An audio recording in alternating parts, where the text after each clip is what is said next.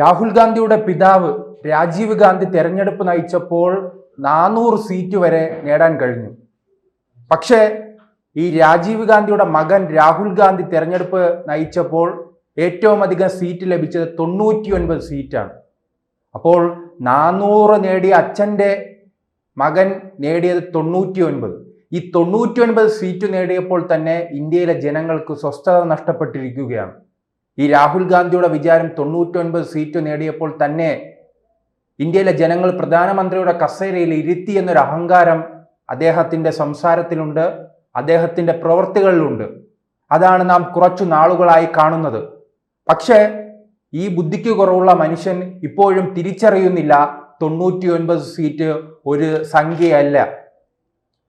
ഇന്ത്യയുടെ പാർലമെന്റിൽ 99 സീറ്റ് ഒരു സംഖ്യയല്ലെന്ന് കോൺഗ്രസ് പോലുള്ള ഒരു ദേശീയ പാർട്ടിക്ക് ഇത്രയും സീറ്റ് നേടാൻ കഴിഞ്ഞത് വളരെ മോശം പ്രകടനമാണ്.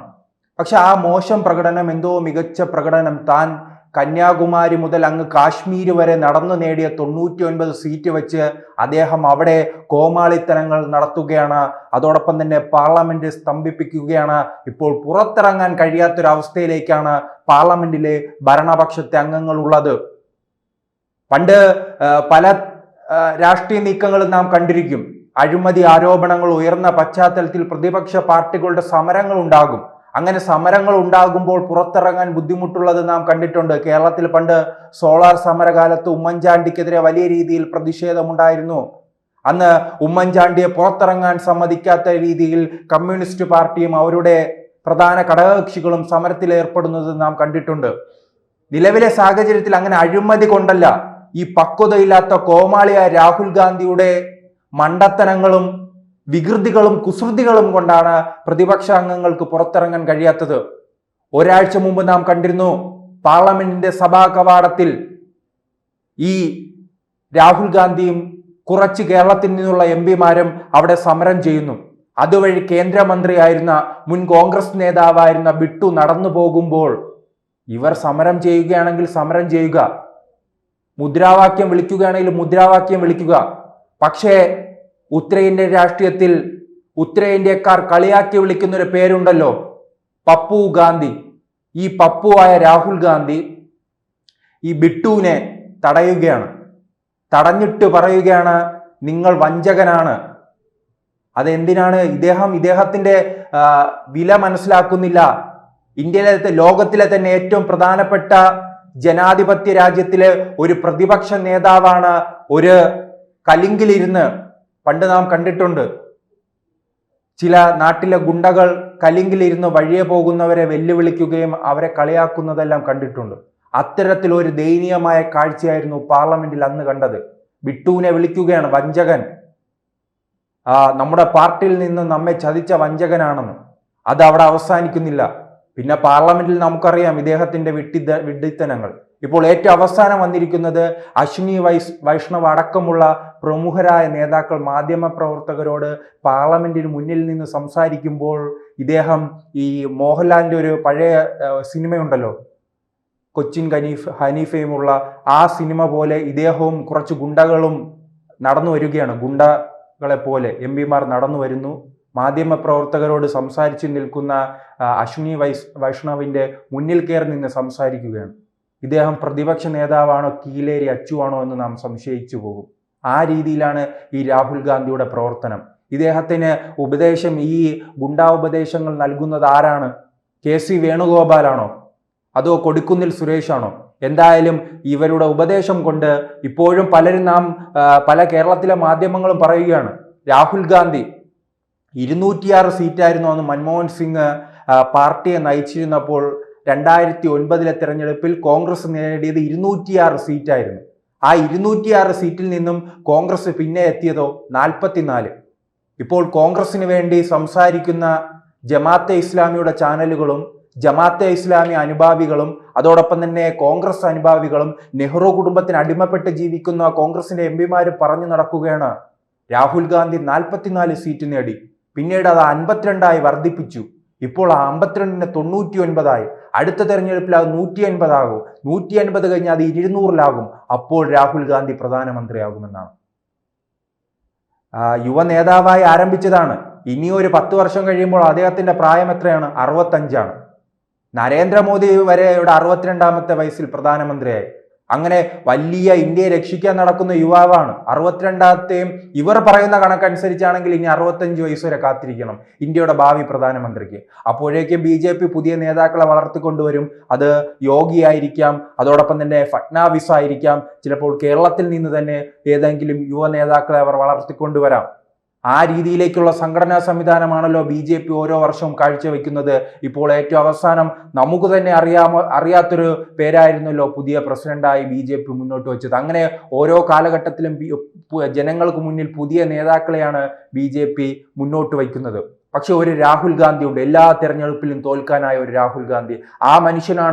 ആ മനുഷ്യൻ ഇപ്പോഴും സമ്മതിക്കുന്നില്ല താൻ തോറ്റു എന്നത്. ഇപ്പോൾ ഒരു മനുഷ്യൻ തോറ്റു എന്ന് സമ്മതിച്ച ശേഷം അതിന്റെ തെറ്റുകൾ കണ്ടെത്തി മുന്നോട്ട് പോയാൽ അദ്ദേഹത്തിന് വിജയിക്കാൻ കഴിയും. പക്ഷേ ഇത് തോറ്റു എന്ന് സമ്മതിക്കുന്നില്ല ഈ നെഹ്റു കുടുംബം. അതാണ് കോൺഗ്രസിന്റെ വലിയ പരാജയമായി കരുതിയിരിക്കുന്നത്. അതോടൊപ്പം തന്നെ ജനങ്ങളെ കോമാളിയാക്കുന്ന പ്രവർത്തനങ്ങളാണ് പാർലമെന്റിൽ കാഴ്ചവെക്കുന്നത്.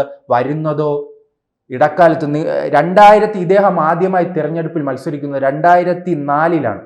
2004 മുതൽ രാഹുൽ ഗാന്ധിയുടെ ഈ പാർലമെന്റിലെ ഹാജർ എടുത്തു നോക്കണം.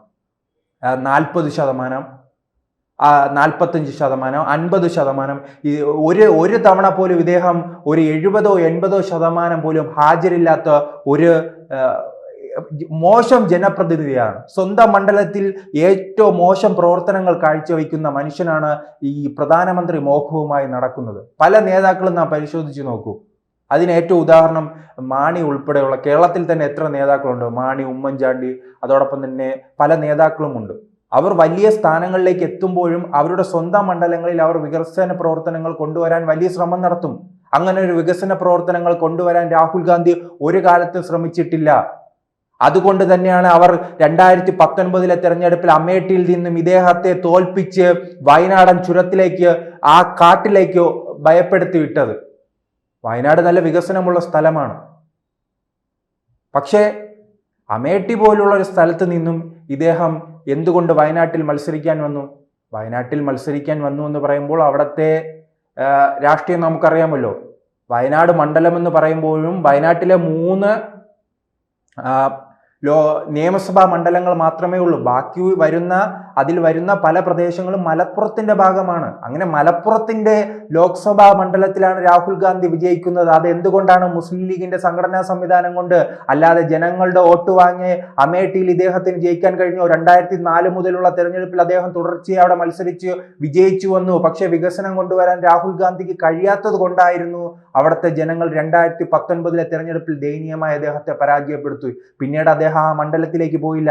വയനാട്ടിലെ ജനങ്ങളെ കഴിഞ്ഞ തെരഞ്ഞെടുപ്പിൽ പറ്റിച്ചു. തെരഞ്ഞെടുപ്പിന് മുൻപ് പറഞ്ഞു, എൻ്റെ പ്രിയങ്കരിയാണ് വയനാട്, ഞാൻ വയനാടിന് വേണ്ടി പ്രവർത്തിക്കും, വയനാടിന് വേണ്ടി അത് ചെയ്യും ഇത് ചെയ്യും എന്ന് പറഞ്ഞ് വയനാട്ടിലെ ജനങ്ങളെ പറ്റിച്ചിട്ട് നേരെ പോയി റായ്ബറേലിയിൽ മത്സരിക്കുകയാണ്. അദ്ദേഹത്തിന്റെ അമ്മ മത്സരിച്ച മണ്ഡലത്തിൽ. അമ്മ മത്സരിക്കാതെ മാറി നിന്നപ്പോഴാണല്ലോ ഇദ്ദേഹം മത്സരിക്കുന്നത്. അമേഠിയിലേക്ക് എന്തുകൊണ്ട് ഇദ്ദേഹം തിരിച്ചു പോകുന്നില്ല? തോൽക്കുമെന്നുള്ള ആ പേടിയാണ്. ആ പേടി എന്തുകൊണ്ടുണ്ടാകുന്നു? ഇദ്ദേഹം ജനങ്ങൾക്ക് വേണ്ടി പ്രവർത്തിക്കുന്നില്ല. ജനങ്ങൾക്ക് വേണ്ടി അവിടെ വികസന പ്രവർത്തനങ്ങൾ ചെയ്യാനോ, അവിടുത്തെ ജനങ്ങളുടെ പ്രശ്നങ്ങൾ പരിഹരിക്കാനോ, അവിടെ കുടിവെള്ളം എത്തിക്കുവാനോ, അവിടുത്തെ പ്രശ്നങ്ങൾ ലോക്സഭയിൽ ഉന്നയിക്കാനോ ഇദ്ദേഹത്തിന് സമയമില്ല. ഇദ്ദേഹം കീലേരി അച്ചുവിനെ പോലെ ആ പാർലമെന്റ് കവാടത്തിന് പുറത്തിരുന്ന് അവിടെയുള്ള കേന്ദ്രമന്ത്രിമാരെയും പ്രതിപക്ഷ പാർട്ടികളുടെ MP-മാരെയും കള്ളനെന്നും ചതിയനെന്നും വഞ്ചകനെന്നും വിളിച്ച് ഭീഷണിപ്പെടുത്തുകയാണ്. ഇങ്ങനെയുള്ള ഒരു കോമാളി ഇന്ത്യയുടെ പ്രധാനമന്ത്രിയായി വന്നാലുള്ള അവസ്ഥ ഓർത്തു നോക്കൂ. അത് എന്തായാലും ഉത്തരേന്ത്യയിലെ ജനങ്ങൾക്ക് അതിൽ കൃത്യമായി തന്നെ ധാരണയുണ്ട്. ഇന്നലെ തന്നെ മനോരമയുടെ എല്ലാം 2 ദിവസം മുൻപ് സർവേ വന്നിരുന്നു. കേരളത്തിലെ ജനങ്ങൾ ആഗ്രഹിക്കുന്നത് രാഹുൽ ഗാന്ധി പ്രധാനമന്ത്രി ആകണമെന്നാണ്. ഇദ്ദേഹം പ്രധാനമന്ത്രി ആയാലുള്ള അവസ്ഥ നോക്കൂ.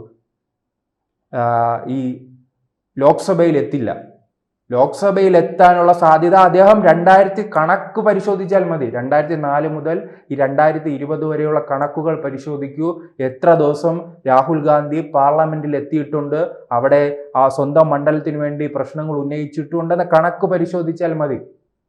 അങ്ങനെ ഇന്ത്യൻ ചരിത്രത്തിൽ ഏറ്റവും കഴിവുകെട്ട ഒരു പ്രധാനമന്ത്രിയെ തിരഞ്ഞെടുക്കാൻ ഇന്ത്യയിലെ ജനങ്ങൾ തയ്യാറല്ല. കേരളത്തിലെ ജനങ്ങൾ വോട്ട് ചെയ്താലും കേരളത്തിലെ ജനങ്ങൾ ഇപ്പോൾ മാറി ചിന്തിച്ചു തുടങ്ങി. ചില മേഖലയിൽ വികസനത്തെക്കുറിച്ച് ചിന്തിക്കുന്ന മേഖലകളിൽ രാഹുൽ ഗാന്ധിക്കെതിരെ വോട്ട് ചെയ്യുന്നു. മതത്തെക്കുറിച്ച് ചിന്തിക്കുന്ന മേഖലകളിൽ രാഹുൽ ഗാന്ധിക്ക് വേണ്ടി വോട്ട് ചെയ്യുന്നു.